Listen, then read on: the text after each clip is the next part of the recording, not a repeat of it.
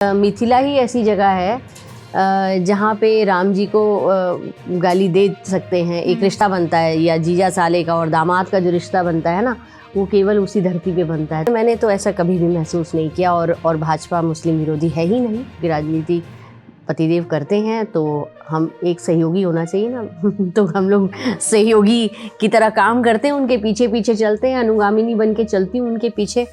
कविता तो बिल्कुल बेसिक है, क्योंकि वो बिल्कुल आत्मा से निकली हुई चीज़ है। जो पहली बार निकली वो कविता थी। साथ में रहते हैं, प्रेम सबसे बड़ी चीज़ है। जहाँ प्रेम है वहाँ धर्म नहीं है, मैं ऐसा मानती हूँ। भारतीय नारी क्या, स्त्री शक्ति को आगे बढ़ना चाहिए, स्त्रियों को जगह मिलनी चाहिए, हमेशा मिलनी चाहिए। शुरू से आज तक हमारे धर्म में माँ सीता से लीजिए और पार्वती जी से लीजिए, और सब जितनी भी महिलाएं थी शक्तिशाली थी।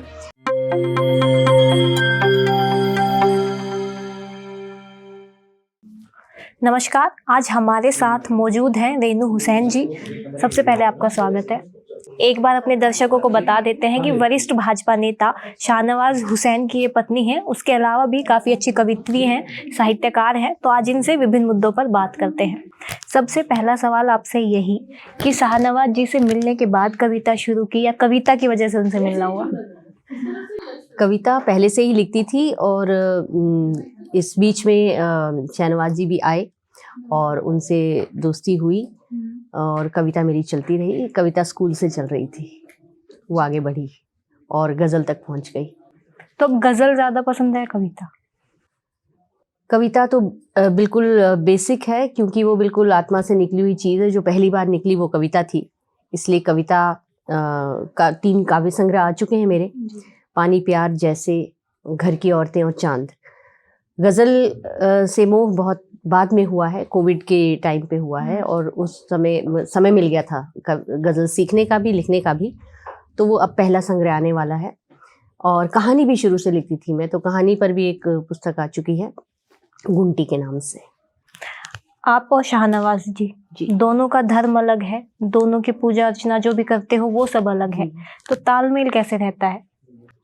अब यही तो भारत की जो खासियत है, डाइवर्सिटी में भी, क्या आप कहते हैं, अनेकता में एकता। जितने भी अलग अलग चीज़ें होती हैं ना, जो unlike poles attract each other, तो ऐसा होता है। और भारतीय होने का एक ये भी बहुत बड़ी बात है कि हम लोगों के संस्कार एक ही हैं, संस्कृति एक ही है, साथ में रहते हैं। प्रेम सबसे बड़ी चीज़ है।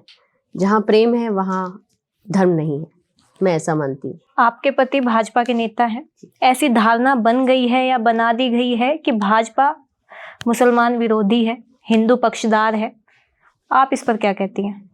नहीं, ऐसा कुछ भी नहीं है। मैंने तो ऐसा कभी भी महसूस नहीं किया। और भाजपा मुस्लिम विरोधी है ही नहीं, बिल्कुल नहीं है। शुरू से हम लोग तो 30 साल से इसी पार्टी में हैं, मेरे पति जी। तो मैंने ऐसा कभी भी महसूस नहीं किया। ना मैं घर में ऐसा कभी होता है। हमारे घर में सारे त्योहार मनाए जाते हैं। हम लोग बहुत ही खुशी से, एकता के साथ, प्रेम भाव के साथ रहते हैं। ऐसा कुछ भी नहीं है। आपके पसंद की कोई छोटी सी गज़ल हमारे दर्शकों के लिए? ठीक है, मैं उनकी पसंद की, मेरे पति को कभी कभी कुछ गज़लें सुनने का शौक चढ़ता है, तो फिर उनके सामने मैं कुछ प्रस्तुत कर देती हूँ। आपके सामने 1-2 पंक्तियाँ मैं सुना देती हूँ। कफस में भी नहीं होगा कभी मलाल मुझे, कफस में भी नहीं होगा कभी मलाल मुझे, किसी के नाम से आता है ये ख्याल मुझे। तो इस तरह मैं कभी कभी उनके सामने गुनगुना देती हूँ। और मेरे लेखन के पीछे मेरी शक्ति हैं वो। उन्होंने शुरू से मेरे लेखन को पसंद किया, और हमेशा, तो मैं कैसे कह दूँ कि घर में इस तरह से है। उन्होंने हमेशा मुझे ये कहा है कि तुम लिखती रहो, और एक सपना है उनका कि उनका ही सपना नहीं, मेरे सास ससुर और घर में सभी का सपना था कि ये एक अच्छी लेखिका बने और शिक्षिका रही। जैसे मैं शुरू से काम करती हूँ, आज तक शिक्षिका हूँ, दिल्ली सरकारी स्कूल में पढ़ाती हूँ, तो मुझे तो ऐसा वो नहीं है, मैं पूरे घर का सहयोग मेरे साथ रहता है। भाजपा सरकार, अभी मौजूदा सरकार में संसद में महिलाओं को आरक्षण मिला है, इस पर आप क्या कहना चाहेंगे? अच्छी बात है, मिलना ही चाहिए। और मैंने तो अभी अपनी पंक्तियों में कहा ही है कि भारतीय नारी क्या, स्त्री शक्ति को आगे बढ़ना चाहिए, स्त्रियों को जगह मिलनी चाहिए, हमेशा मिलनी चाहिए। शुरू से आज तक हमारे धर्म में माँ सीता से लीजिए और पार्वती जी से लीजिए और सब जितनी भी महिलाएं थी शक्तिशाली थी। भारतीय स्त्री जो है ना, वो शक्ति का नाम है जी। तो और ये जो दोनों पुरुष और स्त्री दोनों एक दूसरे का बराबर का अंग हैं, दो पहिए हैं एक संसार को चलाने के लिए। तो एक भी पहिया अगर कमजोर पड़ा तो सृष्टि नहीं चल पाएगी, तो ये बहुत जरूरी है। आपका क्या इरादा है राजनीति को लेकर? आरक्षण भी मिल गया अब तो।